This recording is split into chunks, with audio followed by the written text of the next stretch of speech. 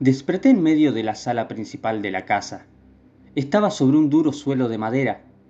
Al abrir los ojos, pude ver que todo el lugar había sido desmantelado. Los muebles habían sido retirados, el papel tapiz de las paredes removido, dejando a la vista las paredes con extraños grabados y figuras en ellas. Como había sospechado, se había retirado la alfombra, dejando al descubierto el suelo de madera con un extraño símbolo en él. Un círculo con diversas líneas trazándolo en su interior y con extraños símbolos en toda su circunferencia.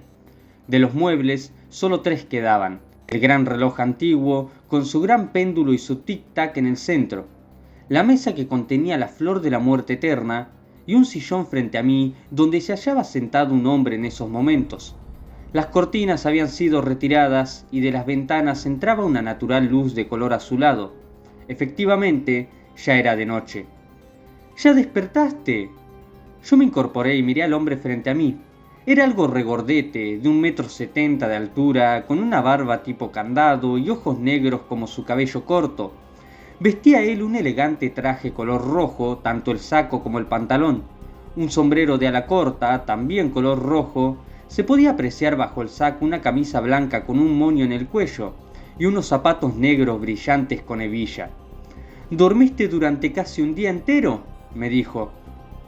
¿Quién es usted?, le pregunté, sin poder asimilar del todo qué había pasado en el momento en que me desmayé. El hombre me sonrió. No tengo un nombre para ti, me dijo. Digamos que soy solo una visita. En eso caí en cuenta de todo y me levanté. ¿Dónde está Tabitha?, le pregunté, en un tono de amenaza. El visitante se me quedó viendo. ¿Ese es el tono adecuado para hablarle a alguien que te salvó la vida?, me preguntó. Yo lo miré con desprecio. Las reglas dictaminaban que no debía faltarle el respeto a ese sujeto, pero a esa altura ya no me importaba. No soy tonto, le dije. Me salvaste únicamente para acabar conmigo en el momento justo. El visitante sonrió. Chico listo, me dijo. Aquella entidad que fingía ser una persona elegante aplaudió y papá y mamá entraron en la sala. Me los quedé viendo fijamente, sin decir nada, y, al hacerse cada uno a un lado, vi algo que me dejó helado en mi sitio.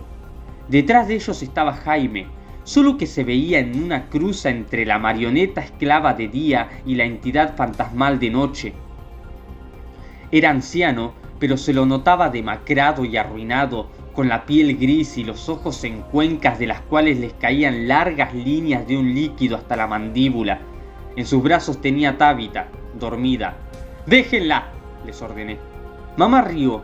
Papá, por su parte, me dedicó una sonrisa burlona y le hizo un gesto a su propio hijo, convertido en aquella atormentada entidad, y este se retiró con Tabitha aún en brazos. Dime, Julián, me dijo el visitante, ¿tuviste ayuda por parte de ellos? Yo volteé para verlo. ¿De ellos quiénes? ¿De ellos? El visitante rió. Los otros niños. ¿Y qué con eso? Papá se me acercó y me dio un puñetazo en la cara. Yo caí al suelo. Afuera, la luna se hacía cada vez más pronunciada. No le faltes el respeto a las visitas, me ordenó. Yo, recuperándome del golpe, me puse de pie. Miré el gran reloj. Eran las 23:15. ¿Cómo es que siguen siendo humanos?, les pregunté. Se suponía que la luz nocturna los hace verse como en realidad son. Fue el visitante quien respondió. Bueno, dijo él, digamos que cuando yo estoy aquí las reglas cambian si es a mi gusto. Entendí. Con él ahí presente, las cosas se hacían a su voluntad. Necesitaba ganar tiempo, y sabía que ellos también. Entonces, comencé, van a retenerme aquí hasta que se hagan las 0 horas. Pasará de ser 28 de febrero a 1 de marzo y entonces van a sacrificarme. En efecto, dijo el visitante. ¿Quieres conversar de algo? Yo miré a esos 2 monstruos. Los miserables me miraban con un tono tan burlón que me generó rabia. Jaime era su hijo, les dije. Sentí una impotencia tremenda al verlos echarse a reír a carcajadas. Y los demás niños, continué, les prometieron una familia y solo los condenaron. Mientras esos 2 echaban a reírse con más fuerza, yo volví la vista a la entidad sentada en el sillón. ¿Cómo diste con estos desgraciados? Le pregunté. Ellos me invocaron, me confesó. Un pequeño ritual que los míos han dejado por ahí para comunicar tu mundo con el mío, escrito en algún libro o pasado de boca a boca entre los grupos más ocultistas. De esa forma se comunican ambos mundos, el tuyo y el mío. Tú ya viste parte de mi mundo anoche. Tienes suerte de que justo escapaste cuando me pidieron que venga a visitarlos. Caso contrario, vaya uno a saber qué horribles torturas te depararían a ti y a tu amiguita. Y en cuanto a estos dos, bueno, ellos y yo hicimos un pacto. Ellos me proporcionan lo que yo quiero y yo les proporciono lo que ellos quieren. Es así como funciona. Pues me importa un bledo, le grité. Ni creas que te vas a salir con la tuya. Libera a los chicos, libera a Tabitha y lárgate de mi vida antes de que... En eso me sujeté con fuerza al cuello. Fui suspendido en el aire, sacudiendo las piernas, mientras una fuerza sobrenatural me apretaba la garganta. El visitante, visiblemente enojado, se incorporó y caminó a grandes pasos hacia mí. ¿Cómo te atreves a hablarme así?, me preguntó, con la voz ahora en un tono grave y sobrenatural. El ente levantó su dedo índice y me lo clavó con fuerza en la frente. En ese momento experimenté una horrible combinación de dolores. Experimenté todo tipo de muertes al mismo tiempo. La asfixia del ahogamiento, el dolor de ser quemado vivo. Sentí como si mi cuerpo estuviera siendo golpeado en cada rincón hasta que se me partieron los huesos.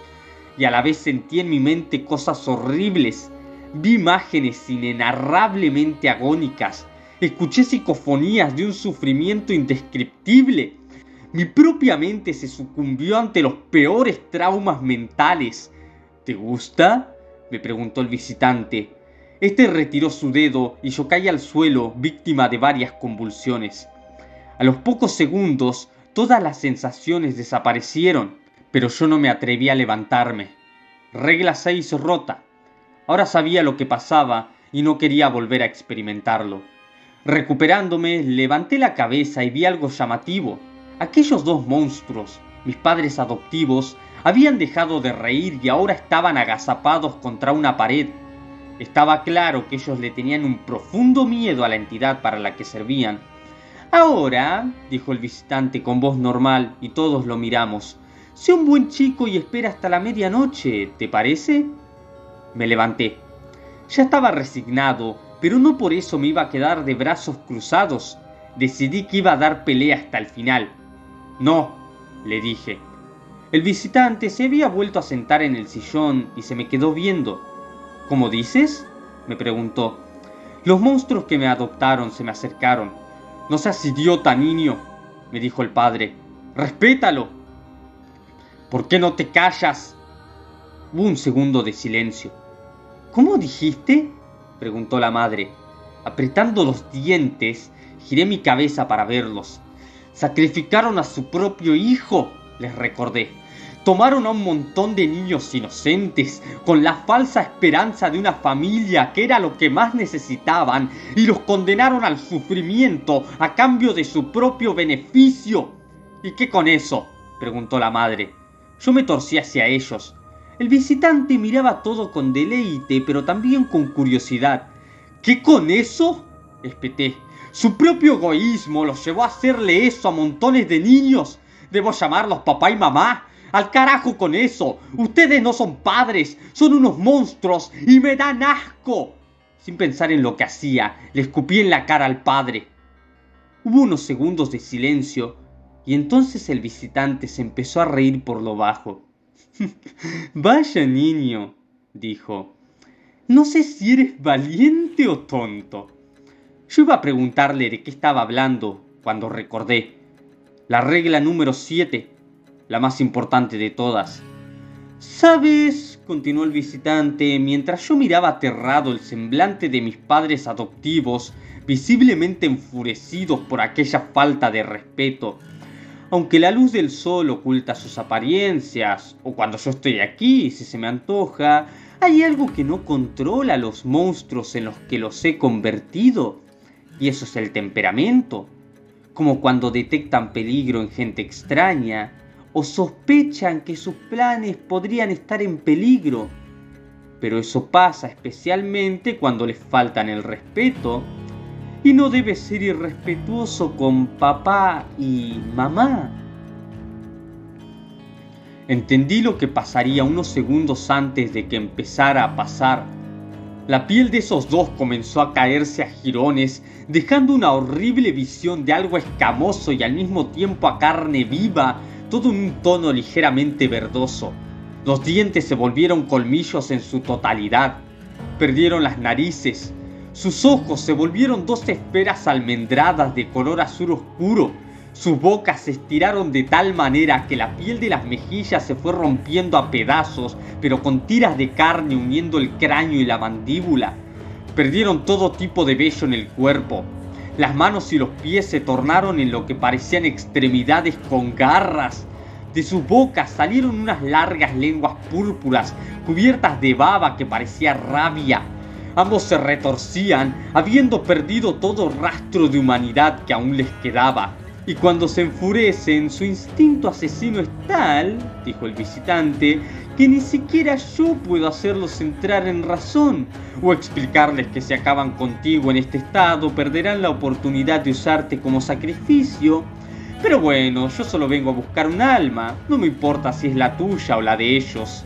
La puerta del salón se abrió y aquella entidad comenzó a reírse. Tienes suerte de que la casa sea grande y aún falta una media hora para sacrificarte, me anunció.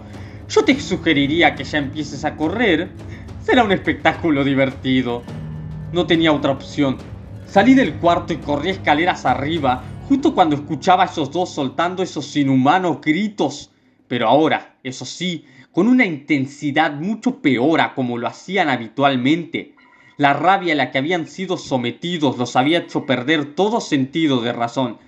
Ah, por cierto, un último detalle, oí decir al visitante. Si ellos acaban contigo en ese estado, tu alma será sometida eternamente a un sufrimiento mucho peor del que yo te causé hace un rato. Es parte del juego. Las carcajadas de esa horrible entidad resonaron por toda esa casa en penumbras. Era como si la electricidad hubiera sido cortada en toda la mansión. Llegué al segundo piso justo para oír cómo esos dos monstruos salían de la sala, dando gritos agudos y echando a correr o reptar por cualquier parte, buscándome. Tenía alrededor de media hora para esconderme y sabía muy bien que no podría huir de la mansión.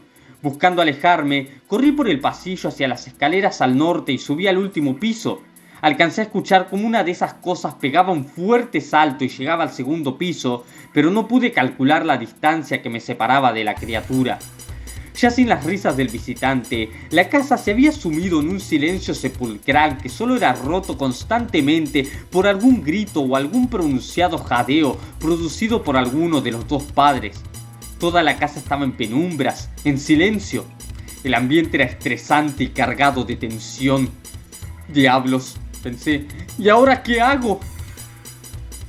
Llegué al área del gimnasio, con varios aparatos de entrenamiento y gimnasia, y alcancé a esconderme detrás de uno de los dos caballetes volcados. No era el mejor escondite, pero sí la mejor opción en ese lugar. Justo cuando estaba llegando al aparato, escuché como una de esas cosas pegaba un salto y, con un golpe sordo, llegaba al tercer piso y echaba a corretear por el pasillo. Fue horrible, pues tuve la sensación de que esa criatura estaba reptando por el techo. ¡Rápido!, me alenté. Llegué y traté de ocultarme lo mejor posible, rogando porque la penumbra del lugar ayudara a mi camuflaje, cuando escuché cómo esa cosa abría violentamente la puerta y esta casi se salía de los goznes con el golpe. La bestia soltó un ligero exhalo de rabia, con una agudeza ciertamente femenina, y mamá entró al gimnasio. Por favor, rogué, que no me vea. Sin poder resistir la curiosidad, me asomé un poco y pude verla examinando entre los aparatos. Caminaba encorvada en sus cuatro extremidades, con la luz de la luna perfilándola. En un momento, ella se abalanzó sobre el otro caballete volcado, que estaba justo al lado de un gran aparato con poleas y pesas, que seguramente se usaba para ejercitar varias partes del tren superior del cuerpo. Mamá entendió que no estaba escondido ahí como ella creía, y con frustración y un pequeño grito de furia, tomó el gran aparato con ambas manos y lo lanzó sin problemas al otro lado de la habitación. Aquella fuerza era inhumana, cosa que no debería haberme sorprendido, aunque sí lo hizo. Empecé a temblar, pues ella seguía examinándolo todo. Al ver que se acercaba a mí y que solo nos separaba el caballete en donde yo sí estaba escondido, reprimí con fuerza mis ansias de gritar y traté de dejar de temblar. Pude sentirla ahí, al otro lado, encorvada y examinándolo todo.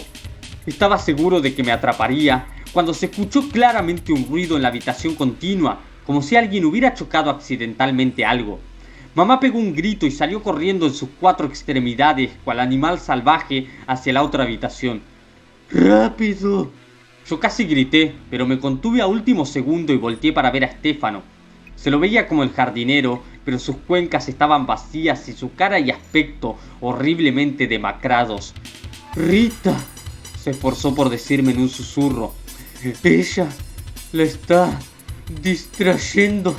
Yo sentí varias veces y entendí que tenía mi oportunidad de escapar. Eché a correr al pasillo, escuchando a la monstruosa madre golpeando todo en el cuarto de juegos, seguro buscándome, y bajé por las escaleras. Ya en uno de los pasillos del segundo piso, pensaba en dónde esconderme cuando me detuve de pronto. Vi a papá subir rápidamente las escaleras, casi al otro extremo del pasillo, y ambos nos quedamos viendo por unos segundos. Antes de que yo pudiera reaccionar, esa cosa soltó un grito grave e inhumano donde se reflejaban la rabia pero también la satisfacción, y echó a correr hacia mí. Yo casi doy la media vuelta, lo cual hubiera sido mi fin, pues no tendría dónde huir y apenas sí esconderme. Pero, antes de voltear, alcancé a ver que varios metros delante de mí se veían las barandillas que acompañaban las escaleras al primer piso.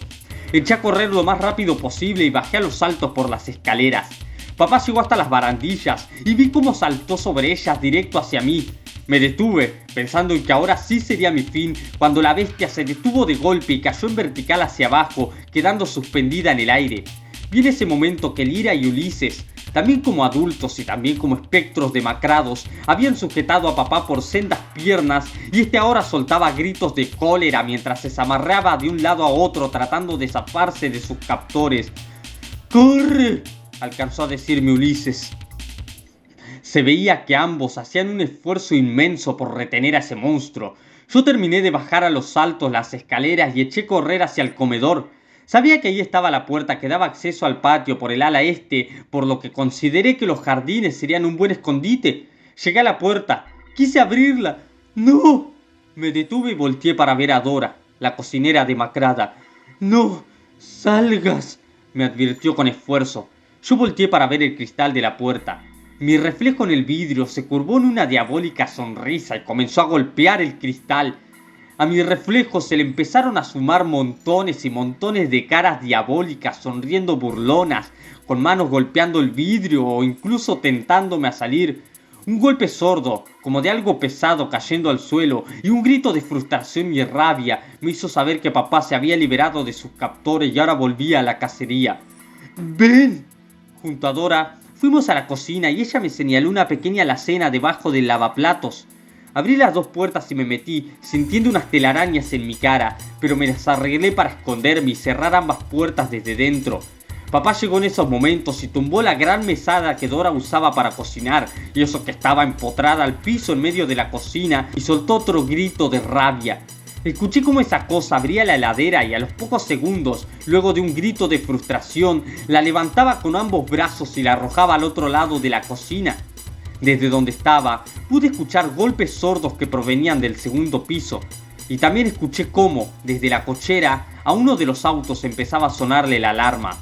Papá echó a correr rumbo a donde estaban guardados los vehículos y yo salí de mi escondite y eché a correr hacia las escaleras que estaban en la parte oeste de la casa, tratando de no mirar las ventanas y los cristales de las puertas, pero al llegar a las escaleras vi que un enorme placar y una cama matrimonial obstruían el acceso. Ahora entendía que había estado siendo mamá en el segundo piso. «Desgraciada», pensé. Me di la vuelta y eché a correr por un pequeño pasillo hacia el sur de la mansión. Pude escuchar a papá gritando de rabia en la cochera, seguro entendiendo que uno de los espectros lo había engañado, y alcancé a oír cómo salía de ahí con rabia. Apreté el paso, pasando de largo por las mismas escaleras donde él casi me había atrapado, y volteé y miré para arriba al escuchar a mamá dar un estridente grito. La malnacida, seguro después de haber obstruido las restantes escaleras, se había quedado ahí montando guardia. Eché a correr con todas mis fuerzas rumbo a la puerta de entrada principal, a varios metros delante de mí, y al voltear pude ver a papá llegando al pasillo y a mamá bajando las escaleras. Llegué al recibidor apenas unos segundos antes que ellos. Frente a mí estaba la entrada principal de la mansión, de las cuales escapar parecía inútil. A mi izquierda pasé las puertas que daban a la imponente sala principal y llegaba al acceso a la sala de estar. A mi espalda mis dos monstruosos padres adoptivos a punto de alcanzarme, y a mi derecha el acceso al comedor al cual no tendría tiempo de llegar. Es mi fin, pensé. Llega a la puerta doble de madera, la entrada principal a la mansión, y dándome la vuelta y apoyando mi espalda contra ella, vi cómo esos dos llegaban a los saltos, corriendo en sus cuatro extremidades, y cerré los ojos esperando que ambos me capturaran. ¡Y tiempo! Yo abrí los ojos justo para ver cómo las compuertas a la gran sala se abrían. Una luz anaranjada proveniente de esa habitación iluminó a los monstruosos dueños de la casa, quienes se detuvieron en su cacería a pocos metros de mí. «Tranquilos», dijo el visitante, saliendo al recibidor y levantando la mano hacia mis padres adoptivos. Estos se enderezaron y, poco a poco, fueron recuperando sus apariencias humanas. Ya vueltos a la normalidad, ambos se quedaron viendo a la entidad, intrigados. Pero el visitante se dirigió a mí. «¡Felicidades, muchachito!», me dijo. «Lograste sobrevivir la última media hora. Con un poco de ayuda por parte de tus amigos, pero lo lograste y eso es lo que importa». Papá y mamá entendieron que la cacería había terminado y, ya más razonables, fueron hacia mí y cada uno me tomó por un brazo. «¡Camina!», me ordenó el hombre. Siendo escoltados por ellos, todos volvimos a entrar en la gran sala principal, la cual estaba ahora iluminada por varias velas colocadas en diversos puntos de la sala. «¿Ya no es más 28 de febrero?» dije. «Ya es 1 de marzo», anunció mamá, volviendo a mostrarse jovial y altanera. Yo miré la habitación y pude ver que ahora los 6 espectros se hallaban también allí, parados detrás del visitante. Jaime aún tenía a Tabitha entre sus brazos. Quise zafarme, pero ambos padres me retuvieron. «¡Quédate quieto!», me ordenó papá. El visitante chasqueó un dedo y de repente me vi atado de pies y manos. Ya incapaz de moverme, fui conducido hasta el medio del círculo. «Bueno», dijo la entidad, «todo parece indicar que ya es el momento, ¿verdad?». «Así es», le dijo mamá, visiblemente nerviosa. «En el día acordado», acotó papá, temblando un poco. «Un sacrificio en tu nombre». Incluso dirigirle la palabra a esa abominación con traje rojo les causaba miedo. Papá fue hasta la mesa y de ahí extrajo la flor, la cual arrancó de raíz de su maceta. Tanto él como su esposa se colocaron alrededor del círculo, donde me dejaron recostado. Ella a mi cabeza, él a mis pies. Con el visitante observando todo, ellos dos comenzaron a entonar un rarísimo cántico. Pude sentir cómo el círculo y las líneas proyectaban ahora una ligera luz y cómo todo empezó a darme vueltas por la cabeza. El matrimonio Barraza comenzó a caminar alrededor del círculo sin dejar de entonar. «Un sacrificio en tu nombre», dijo la mujer, dirigiéndose al visitante. «Una vida entregada al sufrimiento y a tu placer», dijo el hombre. Ambos se detuvieron en el mismo punto de partida y entraron al círculo. «A cambio de un fragmento de eternidad», recitaron al unísono. Ambos se arrodillaron a mis costados. Papá levantó la flor, cuyas raíces y tallos habían endurecido y formaban una especie de puñal. Los pétalos también se endurecieron, formando una especie de mango. La flor comenzó a incendiarse, a consumirse, y papá la bajó hasta mi pecho, clavándomela. Yo solté un grito de dolor, esos dos monstruos un grito de júbilo, y el visitante sonrió. «¿Se acabó?», dijo. Mas luego todos se quedaron inmóviles en su sitio. La flor terminó de consumirse, pero yo seguía vivo. «¿Qué pasó?», preguntó papá, notoriamente preocupado. Yo abrí los ojos. La herida que esa flor daga me había hecho era profunda, mas no mortal. «¿Qué hiciste?», le espetó la mujer a su esposo. «Yo no hice nada», se defendió él. «No sé qué pasó». Una risa comenzó a escucharse en aquella sala. Solo que no era ni de los padres ni del visitante, sino mía. «¿De qué te ríes?», se quejó la mujer. Yo abrí los ojos. Ellos dos habían perdido la flor de la muerte eterna y se los veía confundidos y asustados. El vigilante, por su parte, miraba todo con extrañeza, pero también con curiosidad. Los chicos me explicaron cómo era el ritual. Comencé a decirles a duras penas. Ustedes sacrificaron a Jaime un 1 de marzo y a partir de ese momento debían usar una flor nueva cada 10 años, repitiendo el ritual sin ningún margen de error todos los 1 de marzo. Sí, dijo papá, pero hicimos todo bien. No tanto. Yo me reí un poco más fuerte. Miren mi bolsillo derecho. La mujer, que estaba a mi derecha, metió su mano en el bolsillo, temblando, y de ahí extrajo un papel.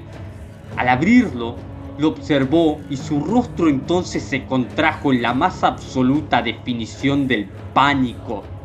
¿Qué?, le preguntó su esposo, cada vez más aterrado. ¿Qué pasó? La mujer dejó caer el papel, el cual levitó un poco hasta posarse en mi abdomen, y tanto ese hombre como el visitante se arrimaron para verlo. Al padre monstruoso se le desencajó la cara de terror. La entidad, en cambio, la dio la cabeza a un costado y su rostro mostró una mezcla de emoción y sorpresa. Adivinen, les dije, saboreando la victoria. Hoy es 29 de febrero, idiotas. Cuando me habían explicado que el ritual sería obligatoriamente el 1 de marzo, revisé el único calendario en toda la casa y consideré una oportunidad que justamente este año fuera bisiesto, por lo que febrero tendría 29 días y no 28 como de costumbre. Por eso mismo había arrancado esa hoja del calendario y había hecho tanto énfasis en que el 28 de febrero sería el último día del mes. Los diabólicos padres invitaban al visitante para que presenciara el ritual donde lo complacían al entregar un alma al eterno sufrimiento en su nombre, y este los recompensaba con una nueva flor de la muerte eterna. Pero el ritual tenía reglas que no debían romperse. Debía ser obligatoriamente el 1 de marzo. Y ahora acababan de desperdiciar la flor de la muerte eterna que debía usarse para el sacrificio un día antes, todo gracias a la anomalía de la rotación terrestre que se suscitaba cada 4 años. ¡Vaya!, dijo el visitante, rompiendo el silencio. ¡Tú sí que eres un chico muy listo! De repente me vi libre de heridas y ataduras y me incorporé en medio del círculo. Los monstruosos padres miraban a la entidad completamente aterrados. «Te felicito, muchacho», continuó diciéndome. «En verdad lograste sorprenderme. Parece ser que has ganado». Fue ahí que ambos padres finalmente estallaron. «¿Qué dijo?», le preguntó la madre. «¿De qué está hablando?», lo interrogó el padre. El visitante se encogió de hombros. «Bueno», se explicó, «el trato era el siguiente. Cada 10 años yo les daría una década de eternidad a cambio de un sacrificio en mi nombre. Pero se ve que acaban de desperdiciar la oportunidad, por lo que en lo que a mí respecta, ya no hay trato». Fui testigo de cómo los fantasmas ahí presentes se desvanecían a la vez que las velas empezaban a largar llamas enormes que se movían como enloquecidas por un viento embravecido, y cómo la cara sonriente del visitante empezaba a tomar otra apariencia. Una criatura abominable, antiquísima, y cuya naturaleza definitivamente estaba lejos de mi comprensión o de la de cualquier ser humano. Las puertas del salón se abrieron y, cuando justo estaba por echar a correr, recordé a Tabitha, recostada detrás de esa entidad, y fui hasta ella. El visitante no me lo prohibió, sino que mientras cargaba a Tabi y echaba a correr a la salida, pude ver que los Barraza intentaban moverse hacia la puerta, pero aunque sus torsos y sus brazos se movían desesperados, sus piernas permanecían fijas en su sitio, a merced de esa cosa que los observaba y sonreía. Esa cosa que parecía expandirse, no solo a través de toda la sala, sino más allá de las leyes de la física, de la materia y de las dimensiones conocidas por el hombre, empezando a abarcar toda la sala misma y de forma amenazante sobre los dos diabólicos dueños de la casa. «¡No, por favor!», suplicó ella, aterrada. «¡Danos otra oportunidad!», gritaba él. Yo, todavía escuchando a esos dos gritar por misericordia, corrí hasta la puerta doble de entrada y salí del lugar. La puerta se cerró sola tras de mí y de repente reinó un total y completo silencio.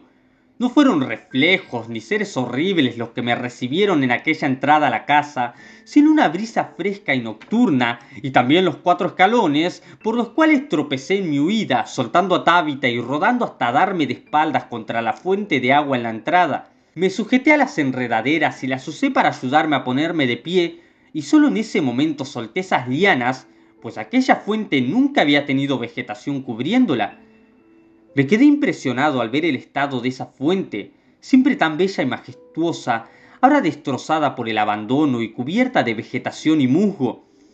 Mis ojos recorrieron entonces aquel jardín, antes tan majestuoso y cuidado, ahora convertido en una auténtica selva de zarzales, mala hierba, árboles sin podar y hasta musgo en los senderos. Volteé para ver la gran mansión Barraza, y grande fue mi sorpresa al ver frente a mí una edificación de 3 pisos en el más absoluto estado de abandono. Las paredes estaban cubiertas de vegetación, musgo y hasta grafitis, con las ventanas sucias o incluso rotas. La majestuosa puerta doble de entrada estaba arruinada y descuidada, con una de sus puertas colgando en diagonal, producto de la rotura de uno de los goznes debido al abandono. El ruido de una verja me llamó la atención y volteé para ver a 6 pequeños niños retirándose de los dominios de aquella mansión abandonada. Antes de cruzar al otro lado, los 6 se dieron vuelta para verme con sus ojos normales y dedicarme una última sonrisa y un saludo de despedida. Yo sonreí y correspondí el saludo. «Ah», escuché. Miré a Tabitha, quien se movió un poco y se despertó. «¡Tabi!». Fui hasta ella y me arrodillé a su lado. «¿Estás bien?». Ella pareció recomponerse y se levantó. «Sí, estoy bien», me dijo. Entonces volteó para ver la gran casona. «¡Guau! ¿Vamos a pasar aquí la noche?». «¿De qué estás hablando?». Ella me miró con intriga. «¿Que si vamos a pasar aquí la noche?», repitió. Como yo no respondía, ella se rió. «¿Qué, no te acuerdas?», me dijo. «Huimos juntos de ese horrible orfanato hace una semana y todavía no encontramos ni un lugar donde dormir». Antes de procesar esa información, Tabitha subió los 4 escalones y la vi intentando abrir la puerta. Yo fui hasta ella, pensando en lo que acababa de decirme, y llegué justo cuando la puerta con el gozne roto cedió y, rompiéndose el otro gozne, cayó al suelo. «¿Vienes?». Yo la tomé de la mano y entramos a la mansión. Todo el recibidor daba señales de llevar abandonado décadas. Mugre, telarañas, muebles en mal estado, tapiz rasgado, escaleras desvencijadas. La gran sala principal solo era un gran cuarto donde reinaban el polvo y las arañas, con el papel tapiz rasgado en varias partes y la alfombra en un asqueroso estado de putrefacción. La mayoría de cuartos estaban vacíos y, los que no, mostraban muebles rotos y hasta quemados, por lo que asumimos podría haber sido un incendio producido hace muchísimos años atrás, sin mencionar que no encontramos nada de valor o que informara de quién era la casa. Luego de una inspección entre los dos, concluimos que éramos los primeros en poner un pie en ese lugar después de muchísimos años. «Este lugar me da miedo», susurró Tabi, recostándose junto a mí en una pared de uno de los cuartos. Había encontrado un ropero estropeado, uno de los pocos muebles del lugar, y vi unas viejas prendas con un horrible olor a podrido, pero peor era nada. Así que las puse en el suelo, donde nos recostamos parcialmente. Yo le sonreí y la abracé. «Descuida», le dije. «Aquí no hay ningún peligro». A la mañana siguiente fuimos a la estación de policía más cercana. Contamos nuestra situación y los oficiales nos derivaron a servicios sociales, quienes dieron aviso a las autoridades del orfanato, pero que, debido a nuestros testimonios, resultó en el comienzo de una investigación debido a posibles negligencias por parte de las autoridades del mismo. Aprovechando que estaba junto a adultos locales, me hice el ignorante y pregunté de quién había sido la casa en donde habíamos pasado la noche. «No, hijo», me respondió el comisario en persona, mientras Tabitha y yo comíamos una hamburguesa que una señora de servicios infantiles nos había comprado. «Si es el lugar que dices, entonces estabas en la mansión Barraza».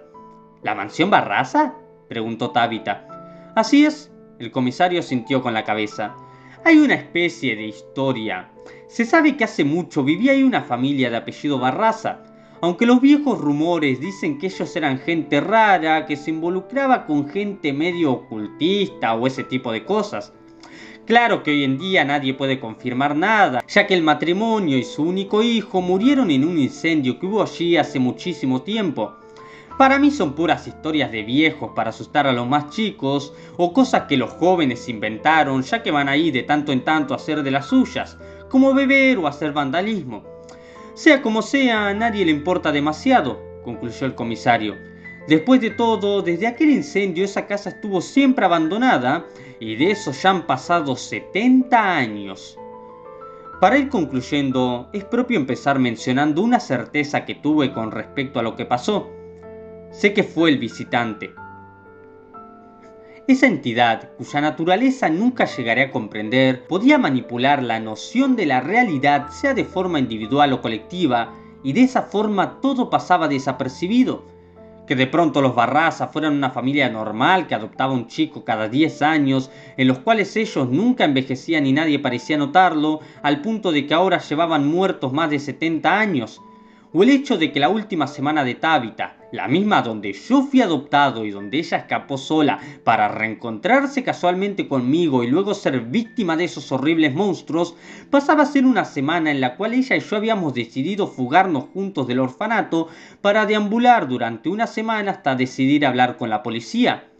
O incluso el hecho de que en aquella mansión no había internet, televisores, teléfonos celulares o cualquier tipo de medio para comunicarse con el exterior, y que yo mismo, quien pasé una semana entera viviendo en aquella mansión, no fui capaz de notar hasta el día de mi exitoso escape, cuando en plena comisaría había todos trabajando con sus computadoras y teléfonos, dándome cuenta de que algo que hoy día es tan cotidiano como indispensable no me pasó por la cabeza ni siquiera por un segundo. En cuanto a Tabitha y a mí, nos derivaron a casas de apoyo en donde fuimos pasando temporadas con familias transitorias. Afortunadamente, ninguna de ellas vino con reglas extrañas. Nunca fuimos adoptados totalmente y a los 18 años comencé a trabajar y me independicé. Ya a los 21 años, convertido en adulto, era alguien responsable con un excelente trabajo estable y hasta logré sacar un préstamo bancario con el cual compré una casa. Hice un buen círculo de relaciones sociales, algunos amigos, y en cuanto a Tabitha, cuando también se graduó del colegio y comenzó a trabajar, pasó de ser mi amiga a mi novia, de ahí a mi esposa y posteriormente la madre de mis hijos. Para ir finalizando, puedo decir que ambos somos felices con lo que tenemos.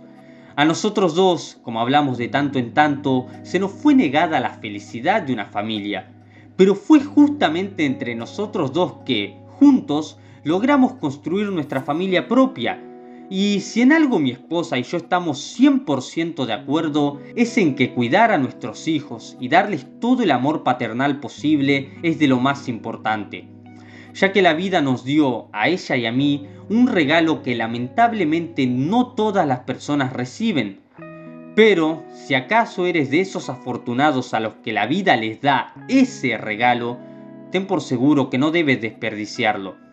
Y eso también es una regla que no es extraña, una regla que no está escrita siquiera, pero regla al fin de cuentas, y que nunca, bajo ninguna circunstancia, debes romper, ya que ese regalo que no todos tienen la fortuna de recibir y que nunca debes desperdiciar, tiene un nombre, y se llama una segunda oportunidad.